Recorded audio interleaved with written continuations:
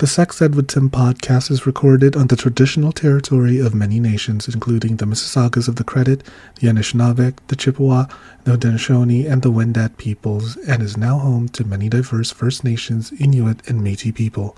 We acknowledge that Toronto is covered by Treaty 13, signed with the Mississaugas of the Credit, and the Williams Treaty, signed with multiple Mississaugas and Chippewa bands. You're listening to Sex Ed with Tim.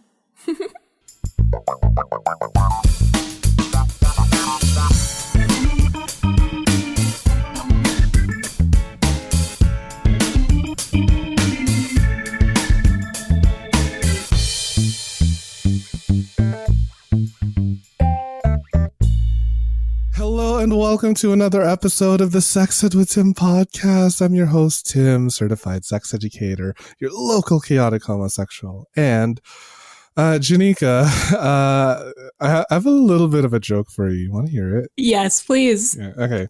So a woman goes to her doctor and asks, should I have a baby after 35? And then the doctor goes, don't you think 35 children is enough? It's the epitome of dad jokes. You know what? I am 31. I am in my daddy era. So fuck anyone who hates on dad jokes. I think they are peak top-notch quality jokes, okay? I agree. Also, did you ever leave your daddy era? I feel like you've always been. Okay, you know what? That's a good point because I've always felt like the daddy of the friend group, and like I'm very like caring, and like, you know, if anybody ever touches my friends, I'm gonna fuck you up. I know someone who can make it look like an accident. You know, I'm very that kind of. The scary thing is I actually do know someone. It's kind of, yeah. I don't want to be involved.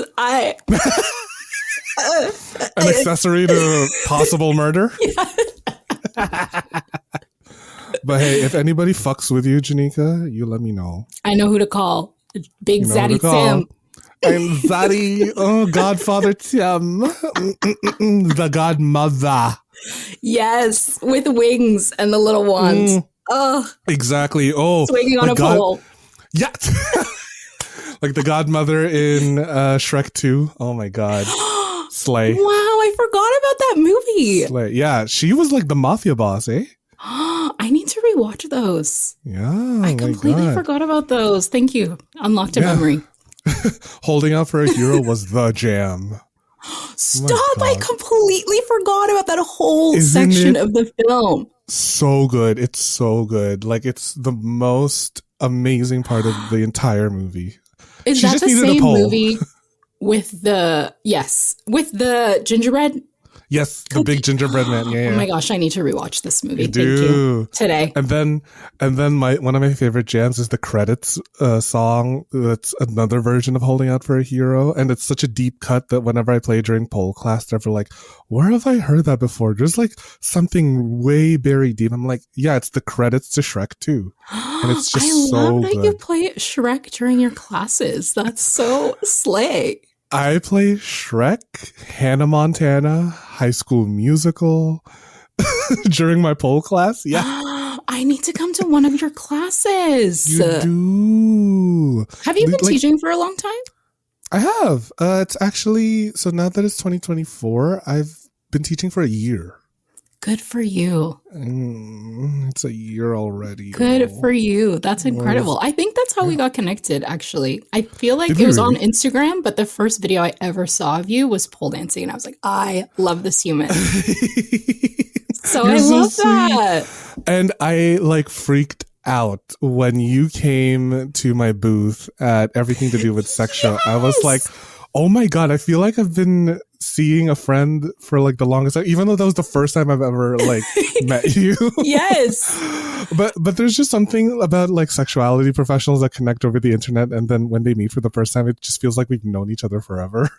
One of my best friends today, I also met them on Instagram, and she's a sexuality coach, and just like instant connection, same thing. She's from Toronto. Do you know Erica Eileen? I'm not too sure. Probably. Oh, okay. Maybe. I'll have to send, but we're locked in for life now. I love it. You know what? We're such a huge incestuous group. And I wouldn't change anything about it. But before we get into more Kiki, because I totally forgot to give you a proper introduction. Oh my gosh, Tim. I'm so sorry. I've only been doing this for 4 seasons. I know, the disrespect. Ugh. Can you tell a little bit about yourself to the audience? Yes, absolutely. I'm a hodgepodge of things. I travel, I write. I'm also a sexuality educator. Mostly I am working with elementary, middle, and high schoolers right now. And then after my 9 to 5, I'm just on TikTok educating the rest of the world. If not, then I'm traveling. I just started my podcast also. So we can add that to my list of titles. Yeah, I do a little bit of everything, which is kind of nice and also stressful. She's a multi-hyphenate. Renaissance woman. Renaissance girly. Oh my God. All the hats that you're wearing. Just I endless. love it. Me too. Yeah. How did you even get into sex education? Oh my, good question. How did I get here? How did we get here? Back in, it was either 2017 or 2018, I went through a really terrible breakup. And I was always one of those girls that would tell my friends, leave that man, let that man go, whatever. And there was just a bunch of things I said I would never do in relationships. And then I met this man, was dickmatized, and I did all of those things I said I would never do. So real. The universe was joke's on you, bitch. Honestly. Also, am I allowed to swear on this podcast? Girl, what the fuck? I gotta ask. I feel the answer was no, but...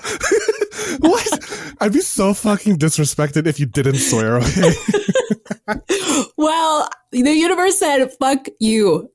We have plans for you. And after I got out of that relationship, I was just a shell of a person. So I started reading all of these books. I was I'm just going to be celibate for 2 years. Fuck men, fuck love. And then my friends were I'm also going through breakups and I need advice. Put this on YouTube. So I started documenting my celibacy journey and my breakup. And then it just kind of took off from there. I just kept reading and taking courses. And then I switched my major. And sorry to that man. I don't know that man anymore.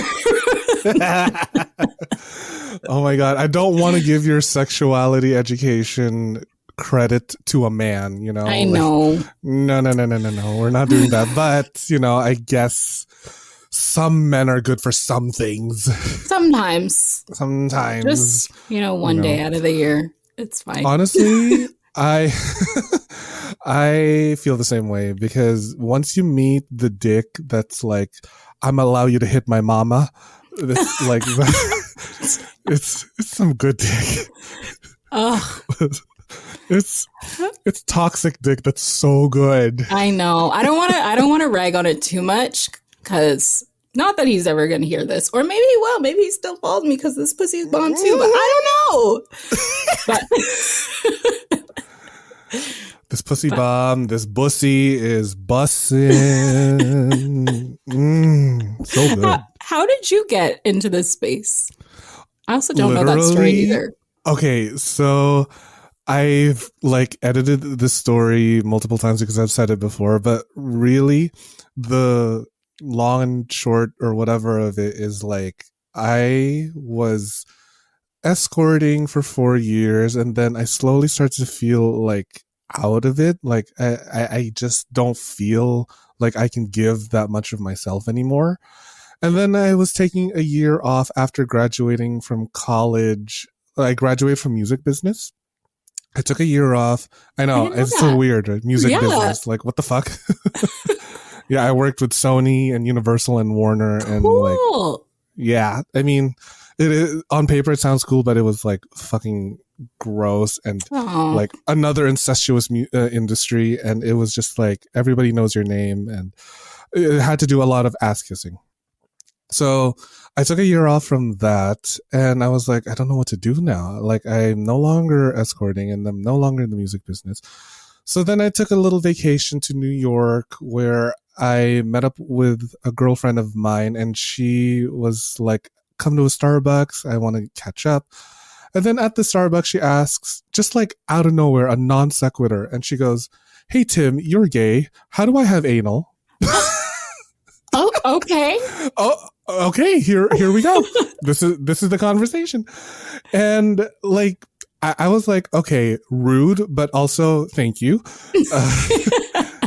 So what started out as like one harmless question because she wanted to have anal with her boyfriend, I started to like give her a whole lecture on douching and hygiene and like all of the experiences I've ever had in anal through escorting. And then I think that conversation was the moment where it lit a fire under my ass. And I was like, you know what? I kind of like doing this. I kind of like giving out information and all about sex because it made me feel like, you know, alive again. So then I was like, okay, how do I make money from this? Because I really like it. Searched up like sexual counseling. I was like, no, I can barely carry my own trauma. I can't do another one. Valid. Right. And then I ran into the term sex educator and I was like, okay, I think this is the one for me. Started taking courses. I looked up how to get certified, and then I ran into the American Board of Sexology, and I put in my credits towards that, and then here I am. Wow. So talking about anal lit a fire under correct. And inside your asshole. Inside my asshole, correct. Again, another thing I need to credit to a man. Did that friend end up having anal with her boyfriend? Do you know? Amazing anal. She texted me the morning after. She was like, "Tim, thank you so much." The next day, she said, "I'm going to spread this open." Yep, she did. She got her boy butter. She got all of her condoms and like rib for her pleasure. I gave her toy recommendations. She was like, "I've never had an orgasm like that. It was the first time I ever squirted." And I was like, "Fuck yes, bitch." Tim, fairy godmother of anal. The anal godmother. I love that so much. If you didn't need like more confirmation that you're in the right place for your friend to come back and tell you, thank you. I know. It's moments like that that make you feel like, okay, I actually did something with my life. And if anything, I've given back to the world by making someone have an anal orgasm. I love that so much. Oh my God. It's very fulfilling. And I've kind of expanded that into other like fields of sex education. So right now I've been focusing clearly on queer sexual health. So because it's needed. It's so needed, right? But mostly when it comes to queer sexual health, really all about HIV and AIDS, because I feel like that's something that's very important that people need to know. And it's amazing how, like, for lack of better words, ignorant a lot of people are when it comes to HIV and AIDS, because I'm currently working for a charity. And like, you know, you were on my panel for Let's Stop AIDS. Yes. And which I want to talk about. But like with the Let's Stop AIDS program, I noticed that there are a lot of kids who are literally just openly discriminatory towards people who are positive. And I was like, wow. So the reason I know this is because every time we do a workshop, before the workshop starts, we ask them to fill out a survey. And one of the questions is, would you feel comfortable being friends with someone who is HIV positive? And 70% of our participants said yes, they would not feel commentable. 70%? Like, yeah. It's insane. What is like, the age range of the students? Or the 18, 12, or so, like grade 9 to grade 12. Yeah. Okay, so to speak to that, because my 9 to 5, I go into elementary, middle, and high schools. And typically before I start my workshop, I'll put a cue card on all of their desks so they can ask anonymous questions. And then I get them to throw them to me at the end of the workshop. And the amount of questions I get about HIV and AIDS, like, can you die? Is it a gay disease? Like, I have so many cue cards with that question or questions about HIV. And like, they make a mockery of it.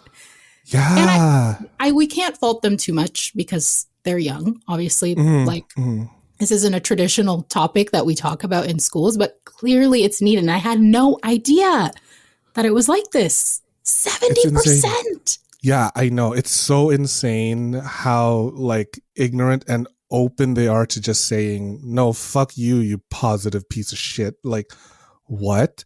So here is the bright side of this, though. When we give the workshop and ask them to retake the survey, say, would you be comfortable being friends with someone who is HIV positive? They said, yes, I am comfortable with it. So that 70% of people who say I'm uncomfortable dropped down to 20. Wow. So yeah. Apart from like ignorance and lack of knowledge, what is the main reason why they're fearful? Like, do you ever dig into that? Not so much, because we want to give more of the information rather than find out what their motivations are. Because if anything, I just want them to leave the workshop with knowledge, right? And I feel like that's very much what we're accomplishing with our workshops, is because they start to, like, I start to see the gears turn in their head. Like when I talk about how HIV can be spread through breastfeeding, and then they're like, what? I didn't know that. Yeah. I get that look a lot in classrooms too. They're like, right? Yeah. What are the kind of questions that you get in your like classrooms that are just like, whoa, what the fuck? You know what's so funny? I was actually editing TikToks the other day, and I had a bunch of cue cards with questions on them. One of them was like, why do boys have nipples? Another funny one was like, no, but like, I think it's a great question. And I think that was like a grade 5 or 6 classroom. Sometimes they're just like completely random. Like, why do, or the wording makes me laugh, I should say, is like, why do tampons suck your blood? But most of my questions, me too. Like, it's never the same thing in classrooms. It's always different. But I would say that most of the bulk of the questions I've been getting lately have been around like birth control, STI prevention, and Plan B. Like, so many questions, nonstop questions about Plan B constantly. So kids are curious and having sex. And I'm so grateful that I get to educate them instead of them going home potentially and not getting the information at all and just sitting there mulling over their questions to themselves. Yeah, this is so important because, like, you know, do I think 12, 13 years old is too young to have sex? Yeah, but I'm not going to, like, stop them from having sex. So instead of us trying to stop the inevitable, why not just, like, help them along the way with information, with tools, so that they can make decisions for themselves. At least they know. And what's so frustrating is that it's not so much their like lack of information.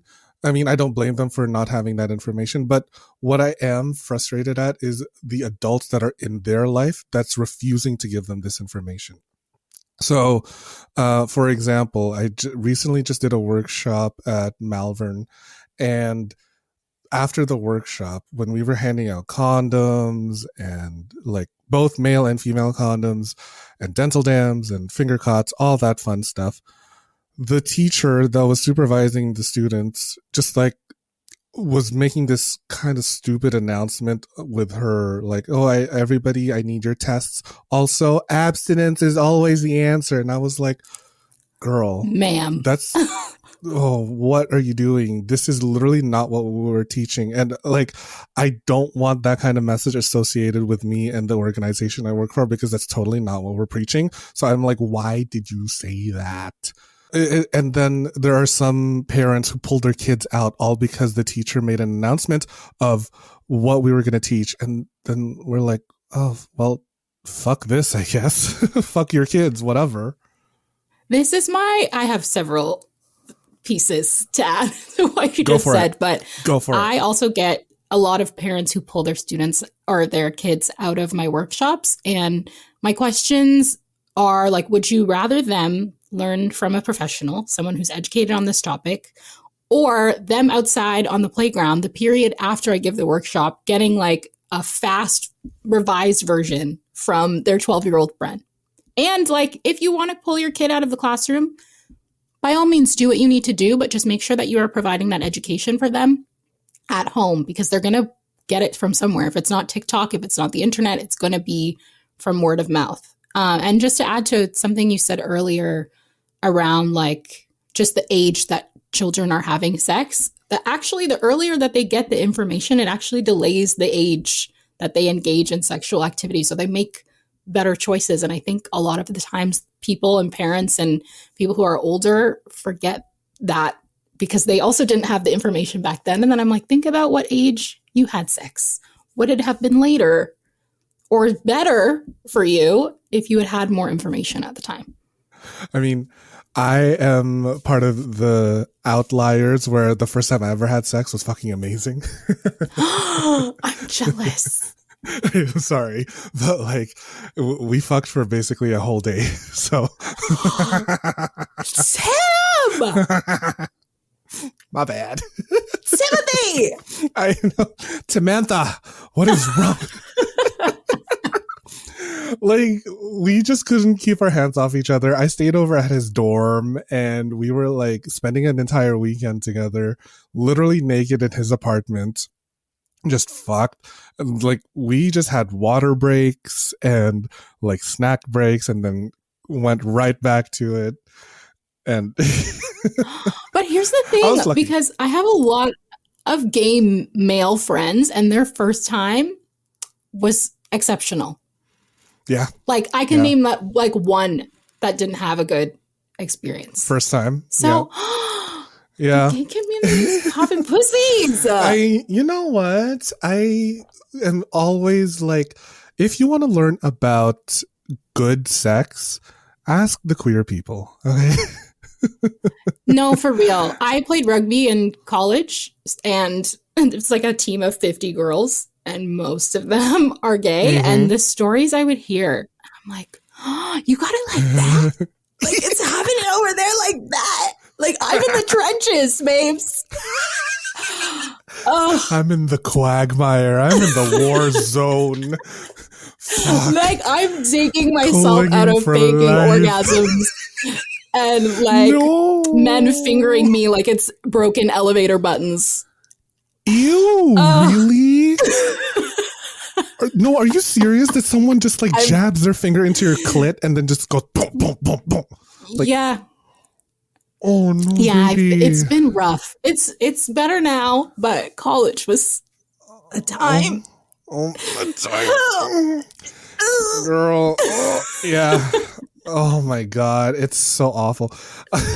Okay.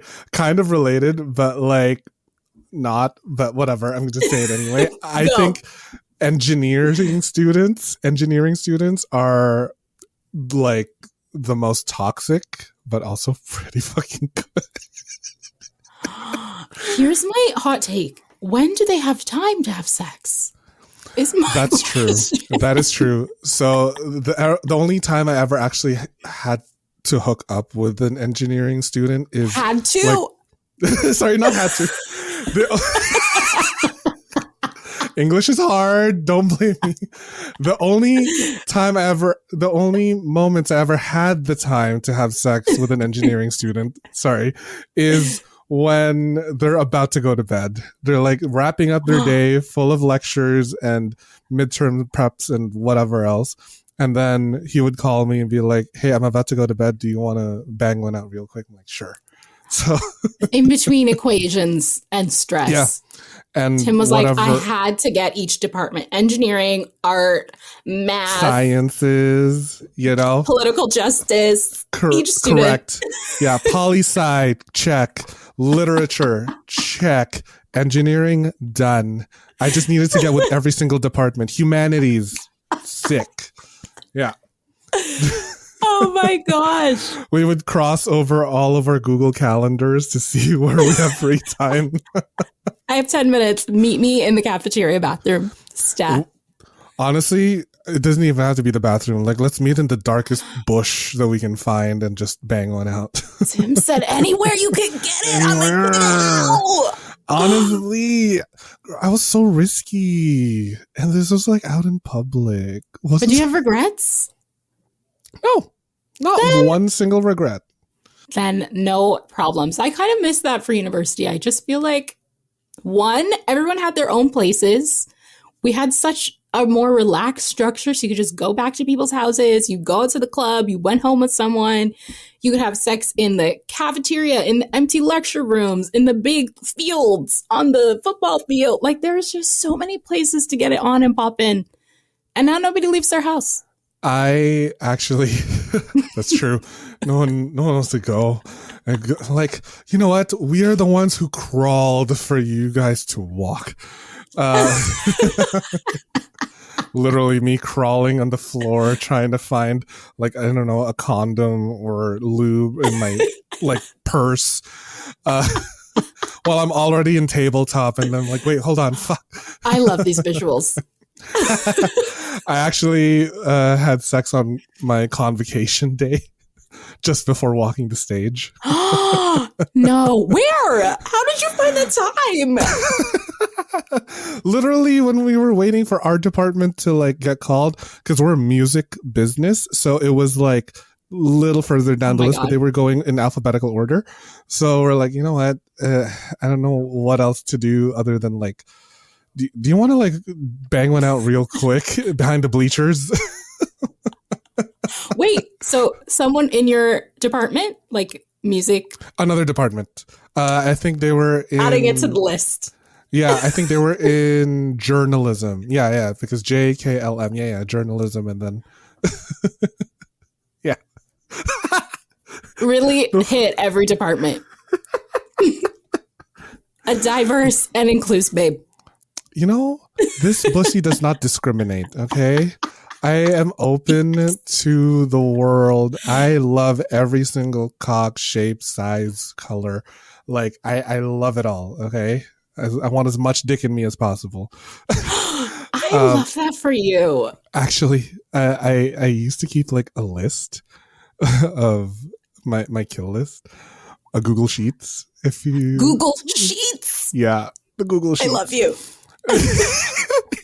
I used to keep a Google Sheets of people who I've fucked, and the last time I checked, the row count was just over 2,000.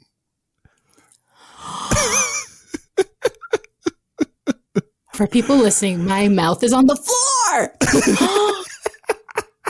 Do you just write the list, or do you keep like descriptors? What does it look like? It all collects from a survey that I give people. No, give me the rundown. I need this. Okay, hold on. Let me see if I can like link it in the chat, because it's a pretty it's a fun survey, and if you ever like want to fill it out, go ahead. But I put it in the chat, and it's called "Was It Good for You?" And oh my god, I love this. Are you looking at it right now? Yes, I am. Yeah. It's called "Was It Good for You?" This is short and sweet, easy. Yeah, right? So it just collects all of the responses. The questions are: when did we fuck? What was your position, top, bottom, versatile side? What were your first impressions of me? What did you enjoy? What could have been done better? What did you want to happen? Would you like to see me again? If you do want to see me again, if there's something different you would like to try, and if I can contact you, what's the best way to reach you? It's so professional sounding, but like it's so unserious. Can you just sign at the bottom, please? DocuSign. Yeah. Need you to PDF your signature to me. Two of my really good friends have like something similar. Like one of my best friends, she has something in her notes. So like they'll finish and then she goes, "Can you fill this out?" Like legit. The top is a survey. And then one of my other friends, she travels all over the world. So she has like a spreadsheet also where she what's the word I'm looking for? Where she rates the different penises from the countries she visits. So she's been to like 50 countries. 50 countries have been in her. I'm gonna tell her you said this because that's genius. She's an international hoe for real. I love her. She's a global sleuth. But yeah, she keeps like a document of international penis, and it's similar questions. Honestly, I really should do that, but like one of those scratch off world map things, like for every country that I've ever had sex with, or rather a guy from that country, I would like shade it out. And I'd probably like cross off maybe like half the world at this point. So this is where all of my interests intersect. Travel and sex. Oh my gosh, that idea is genius. The Nomadic Nimbo and Tim collab coming soon. Honestly, scratch off calendar for dicks and like places that you've ever had sex in or whatever else. And then you can like change it up. Like say, I want to have sex in this place, or I've had sex in that place. And like, oh, I've had sex from a guy from this country. Ooh. Make it like a fun coloring book. Yeah. I love this. Cute. Don't steal our idea. Tim knows someone who will take you out if you copy it. Yeah. If you ever steal this, we're copywriting it right now, January 2024. Nobody's fucking take it. His name is Bubba. He'll find you. I don't know what his name is. I believe his name. Oh, I can't. Don't tell me. Tim, I don't want to be part of this. I don't want to know any more than the fact that you know someone. I am not a ride or die, babe. They don't get treated well. I will be on the stand like, he did it. Pointing. Narc. He did it, Your Honor. It was in Your Honor. Officer, right here.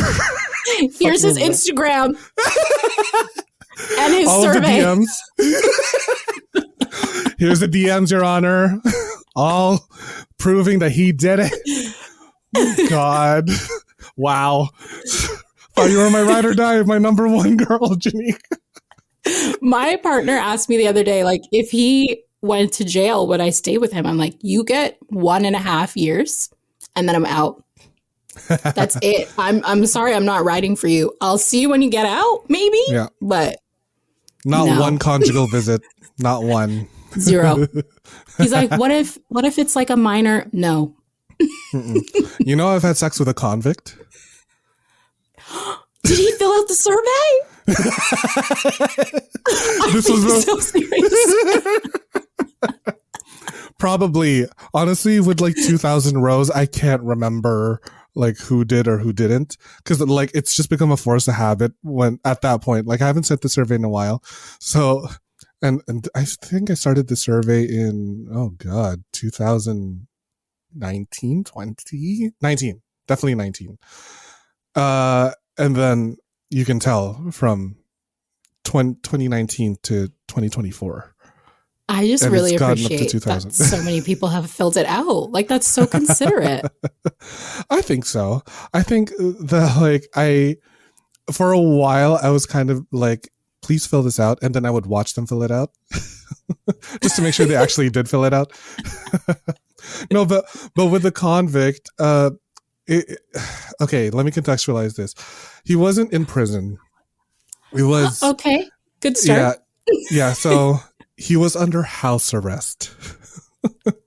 Okay. Yes, he was under house arrest, and the reason I knew that is because he had an ankle bracelet, an ankle monitor. Please don't tell me it beeped. Did it go off? He would have had to have been outside. Never mind. No, yeah. So he was okay. The apartment was so paper thin that like his neighbors could hear it, so he didn't really want to have sex in his apartment, but instead we had sex in the stairwell of the apartment building. So isn't that what? Yeah. Like yeah. I have so many questions. Okay, one, doesn't the hallway echo? It did, but like I don't know why he thought that was safer, but nobody disturbed us. I was like, why couldn't we have done it in your apartment? And that was the excuse he gave me. It was like, oh, the walls are so paper thin, our neighbors could hear us. And I'm like, okay, I guess. Did the thrill of potentially getting caught make it steamier? Yes, always does. It's so hot. The thrill of getting caught, the thrill of getting like arrested or like, somebody walking in on us. It's so hot to me that like, it's made me so like, I almost want to fuck in a graveyard, like digging up someone's grave, That's the only thing I haven't done. The only thing. I would never expect this. And I think that's what I love about this work is because most of the sex educator friends I have look like innocent and quiet. And then they're just throwing it back. Having sex with convicts in stairwells and graveyards. That's the thing I have yet to do. I'm manifesting for you. It's going to happen. Thank you. I hope it does. Wait, so how would you get the ghost to fill out the survey? Because one of the questions is, how can I contact you again? That's so true. Ouija board? You've thought this through. I'm thinking on the fly. What if I hire like a medium to like fill in the survey for me on their behalf, Dicks of Christmas past. Please come now. Do you want to come in? Come in me. Just conjure them up. Oh my gosh. And then just have one big ghostly bukkake. Oh, bukkake. I hate you.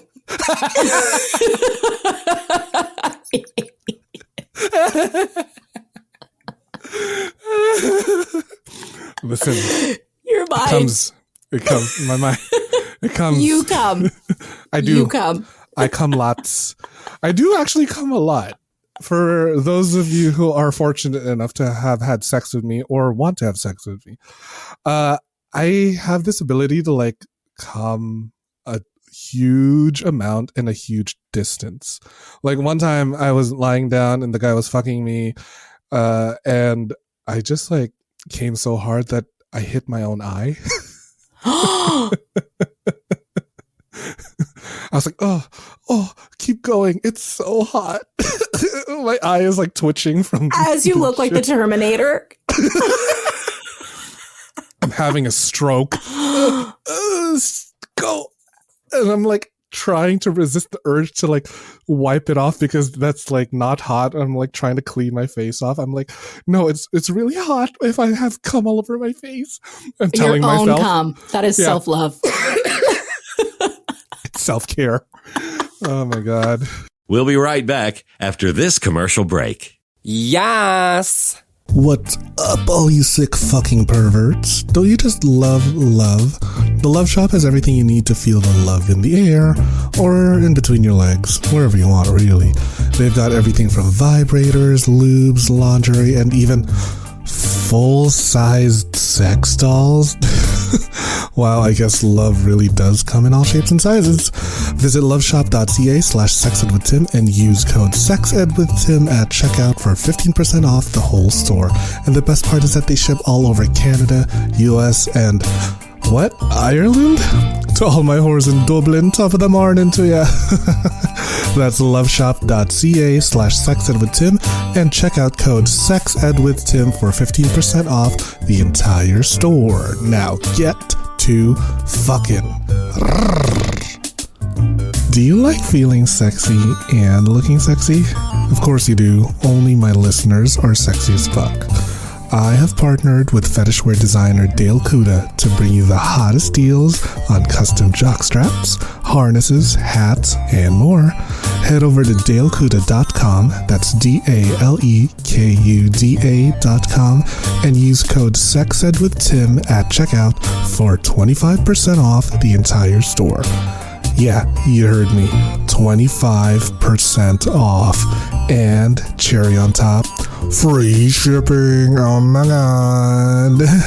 I have a few of the stuff that he has made for me, and girl, I'm wearing it right now. I'm wearing like a little jock strap so that I could easily just like slip a little butt plug or dildo every now and then here and there, and I'm on the train. I'm just like, thank you, Dale. That's DaleCuda.com with the code SEXEDWithTim for 25% off your entire purchase with free shipping. With a deal like that, I swear I could come buckets, honey. The show is about to begin. Yes. I need to spice up my sex life, clearly. Like, what do you mean? I thought you're like super horny, girl. I am. Okay, here's the thing. I'm fresh in a relationship. It's been 3 months. But before this, I was celibate. Thank you. I am in love with him. Let me be in love. But before this, I was celibate for, was it a year and a half or 2 years? Wow. I just haven't been popping my pussy like a zit. I mean, we get on and popping now. Like, as I'm telling you this story, there may or may not be a mirror on my ceiling that he installed. I'm jealous. That shit is expensive. I love that. We just got a bunch from the dollar store and just like strung really them. Oh, okay. I thought you got like a huge like one-piece mirror. I do not trust it to stay up there. No, my God, but, please. Yeah, I need to get back into the adventure side. I mean, it's pretty new, so I think we're still like learning each other's bodies and stuff, but I'm ready. I want to do some crazy things. Like reverse cowgirl and splits. Been there, done that. You know she's flexible. She's bendy. Maybe a hot air balloon. I don't know. Yeah. Or somewhere. Or I don't know, in an observatory so that you can like be all romantic. That's cute. Okay, with like birds and butterflies and or waterfall, like, raindrops. This is giving like SZA. Yes. Good dick on my... No, it's not good dick. It's good day. Sorry. Remix. Good dick on my mind. Really stressed out. My bad. Oh my gosh, he's gonna listen to this. So if he does, for him and the rest of the world, just know that I want to wear your foreskin like a balaclava. Yeah, I want to be in it like a sleeping bag, you know? Oh, yeah. Oh, just cozy up in there. He really is great. I'm gonna ask him to have sex in a graveyard and see what he says. Can you let me know? I really want to know what it's like. It's like it's the thing that I want to get over, you know? First of all, who's down to actually do it with me? And second, when will I get over this fear of like having sex in a graveyard? It can't be during the winter. And like I need to have that security that I'm not gonna be possessed like in Hereditary or or Exorcist. I don't know. I want that protection. My famous last words. I want to have sex in a graveyard. Honestly, that's so real. I want to have sex in a graveyard. No, my last words by having sex in a graveyard because I died from like a possession is like, did you wear a condom? Asking the ghost. You need to message me the second this happens because I need to know how. I'll FaceTime you while I'm getting railed in a graveyard. Please. I hope it's like dark and the mist and the fog is coming in. Yeah. Oh, I see it. It's giving Pretty like Little Thriller. Liars, you know? Yeah. Right in front of my bones or something like that. If you know, you know. My God. It's tiring. It's tiring, girl. It's tiring. I feel like I'm going to burn out. No, we need you. I need you. But like, how do you even deal? I know the world needs me. It drives my ego, and I love seeing the gears turn whenever I achieve this. But sometimes I feel like I'm just going to like get so tired. Like, how do you deal with this? I'll let you know when I find the answer. because I'm still trying to figure it out. Honestly, I don't know if I can. I'm just going to say this. You can fix it. But a lot of my friends who are in the sexuality space have left the field this year because they are burnt out. And just because of like shadow bans, because of all of the new rules, because of the hate that they get. And I think honestly, what keeps me here is the looks on the kids' faces when they come up to me after a workshop and they say like, thank you, I can't talk about this at home, or thank you for answering my question, or thank you, I learned so much today, but I am really, really burnt out. It's really hard with all the laws and even just like social media and this constant need to create and want to pump out content and stuff. Like it's all encompassing. I'm tired. I need a break. I know, we do. We need better compensation as sexuality educators, honestly. Like, for anyone that said that money doesn't buy happiness, fuck you. Like, lied. Give us some of yours then. Yeah, if you have a lot of money to spare, yeah, open your purse. Come on, show it. Hand it out. Let us decide if it buys happiness or not. Yeah. Money buys me therapy, okay? And therapy is fucking expensive. So I need it. But like it's really burning me out, but it does keep me going to see that we do make these changes, because when I see the data that like kids are openly discriminatory before the workshop and then they're like, oh, I actually know more. I don't have to discriminate. I'm like, okay, so we are actually making a difference, and that's really good. It does kind of like make me frustrated that we are making baby steps rather than huge strides, because I feel like we as a society should have made this progress such a long time ago. But I also have to think that like, yeah, not everyone is as much of a slut as we are. Right? Like one kid left a comment on our service like, don't give us condoms, bro. And I was like, what? What do you, what? So, I mean, you don't have to take it, but like, what do you mean don't give us condoms? So I don't know. Like it's so both, it's frustrating, but I think that frustration is also what keeps me going, that like these kids really don't know better and their parents don't know better. So we have to keep going. But I don't know how much longer it is in me, girl. I know.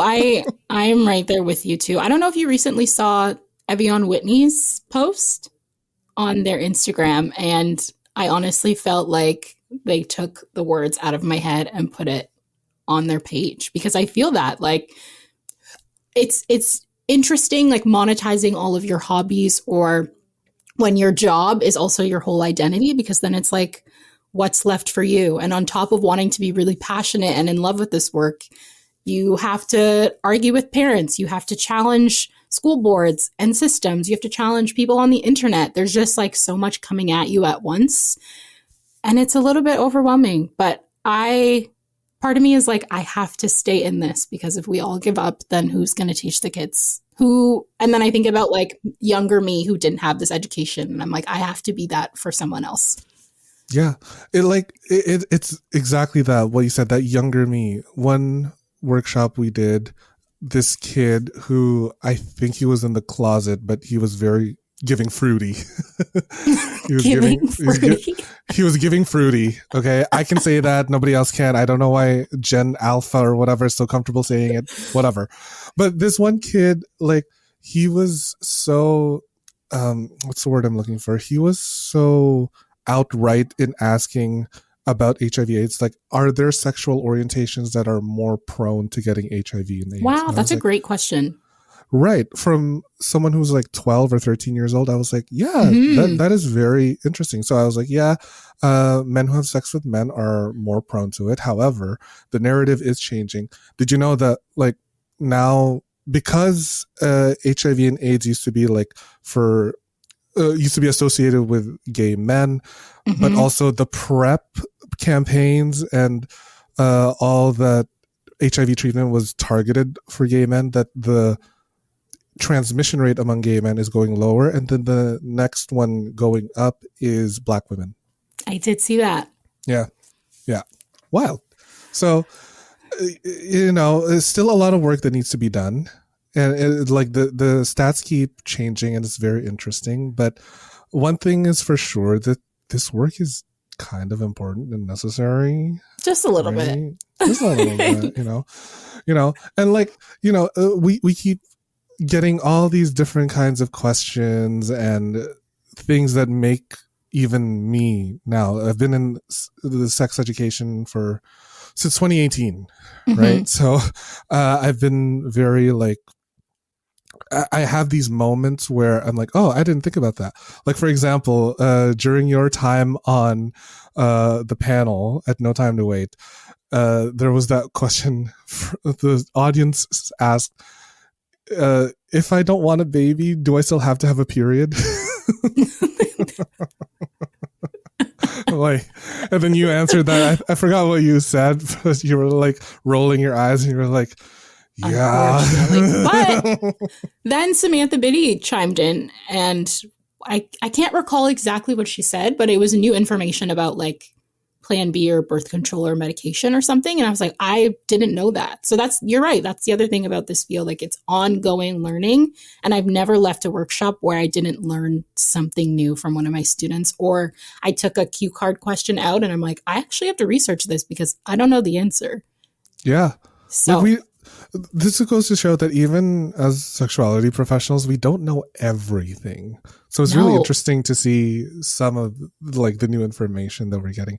Recently, I learned in Canada, the child pornography laws don't just limit to video and pictures.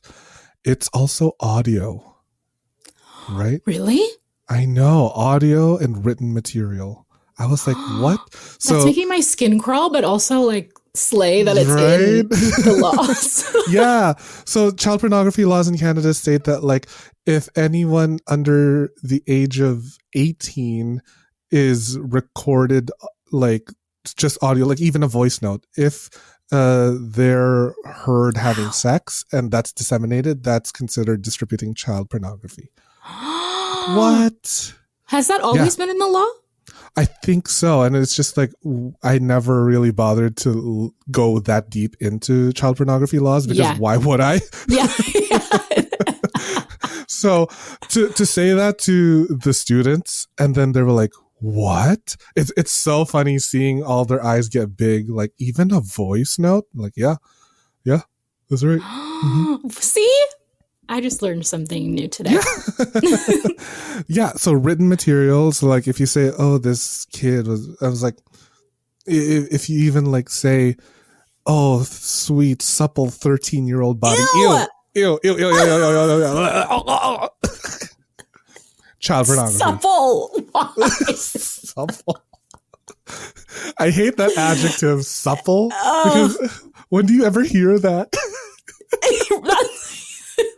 I've never heard a guy call me supple before. Honestly, now I want to add it to the list. Not for kids, but I want to be called supple. Oh. No, it's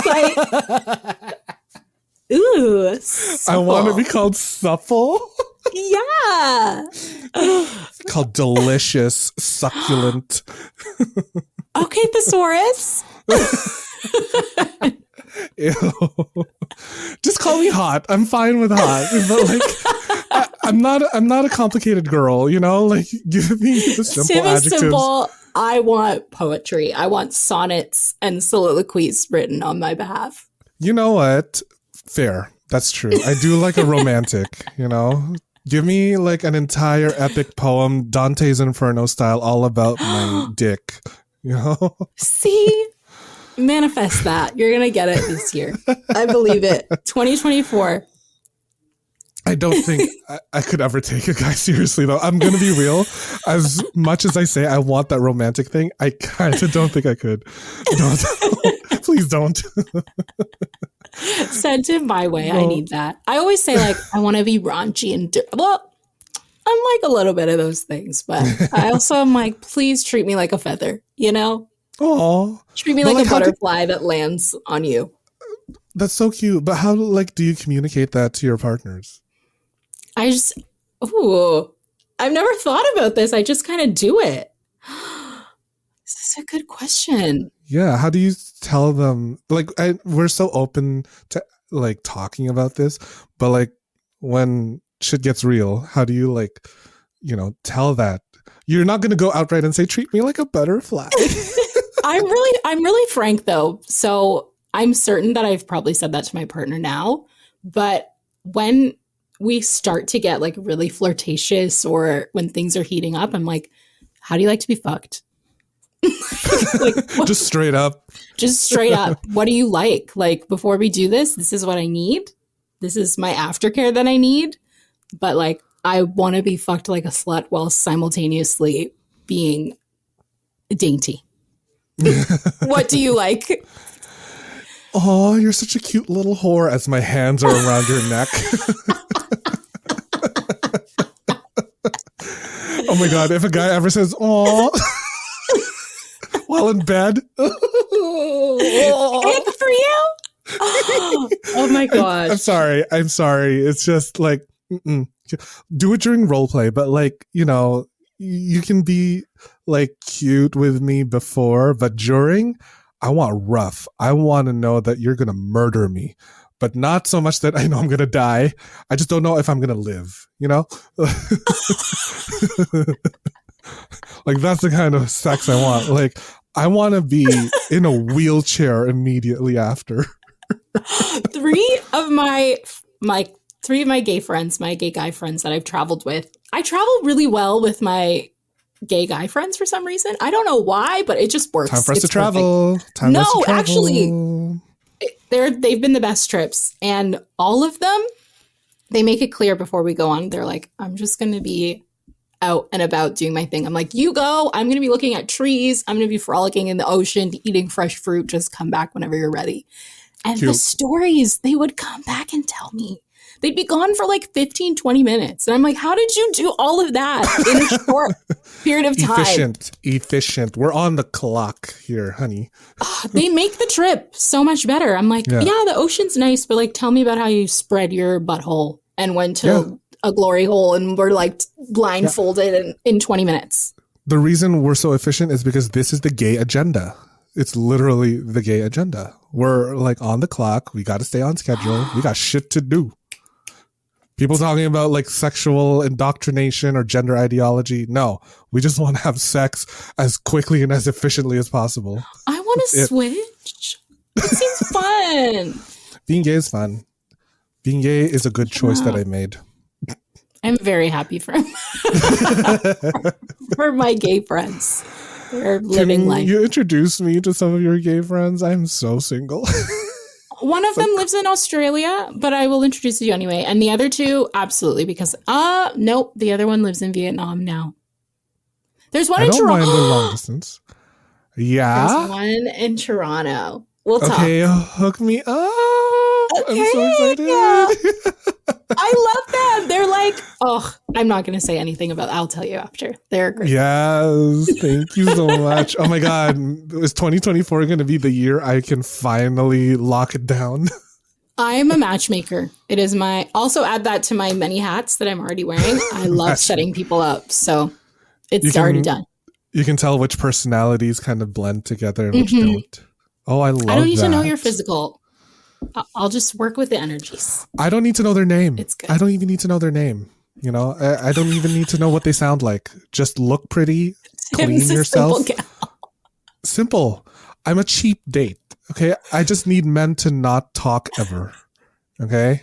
Like, I would love it if you never said an opinion for the rest of your life. Damn. Because 9 out of 10 times you are wrong. Isn't that part of the thrill though? Like telling men they're wrong and watching their skin just crawl a little bit. That's true. You know what? That's the Dom mom side of me. Ooh, you're right. You're right. Yeah. See? Yeah. I love it. Okay. Yeah. Okay. Hook me up. Hook me up with the most ignorant, toxic, like Andrew Tate, bro. How did we get here? We went from I want a man that doesn't speak to I want one that doesn't shut the fuck up and has a podcast. Great. Yeah.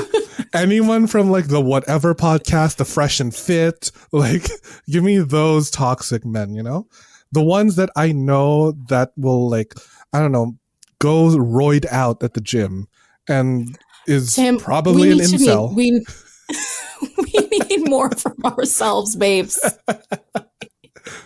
I need all more of you from to. you. I need you all to rise up. Tim, I need you to be better. 2024 needs to be.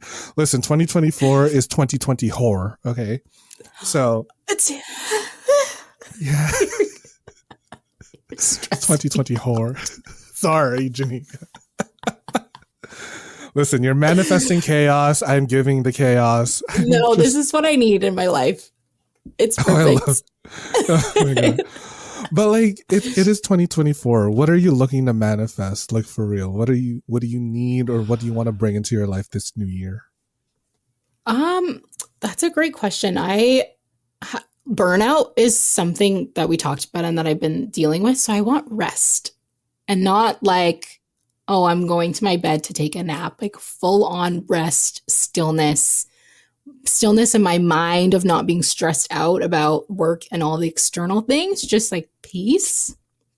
I want to get flued out as much as possible. And by flued out, I will be paying for the trips because I'm my own daddy. Yes, sugar daddy. Or in our case, we're brown sugar. Mm-hmm. Yeah, I like that. Granulated sugar. Sugar. Oh.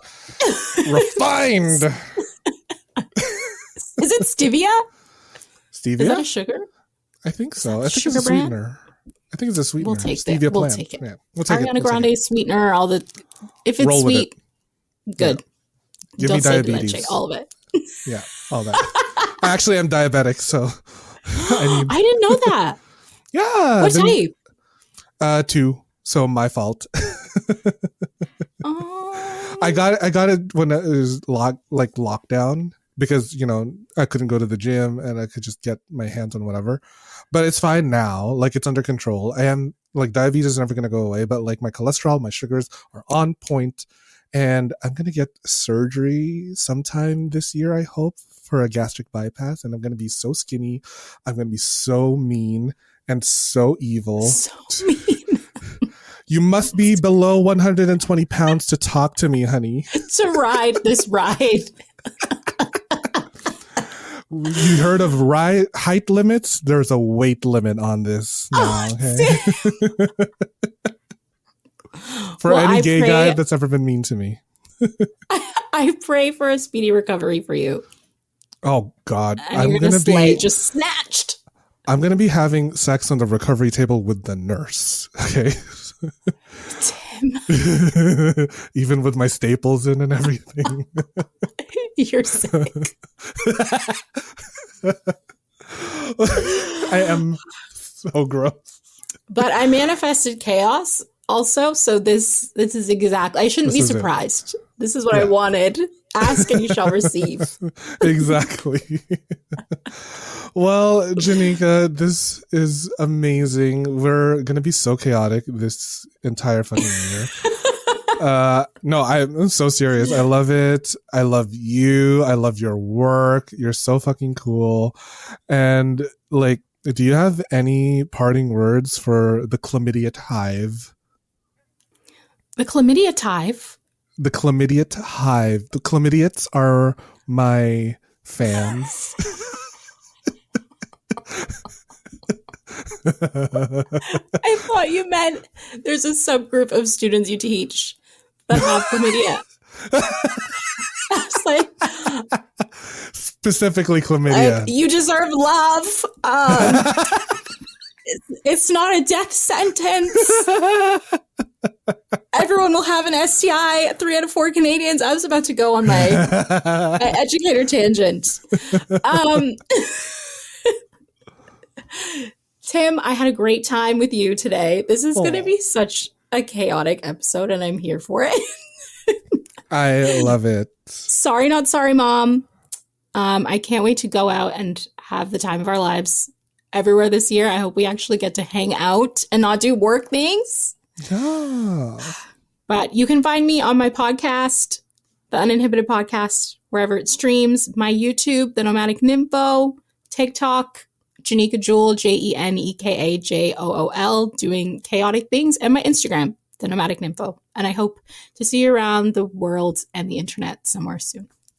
Amazing. Thank you so much, Jeneka. And to all of the chlamydiates that made it this far into this chaotic ass conversation, thank you for listening to another episode of the Sex Ed with Tim podcast. And I will see you all at the next one. Bye. Bye. Thanks for listening to the Sex Ed with Tim podcast. Sex Ed with Tim is created and produced by me, Tim Lagman. Music is Aces High by Kevin MacLeod.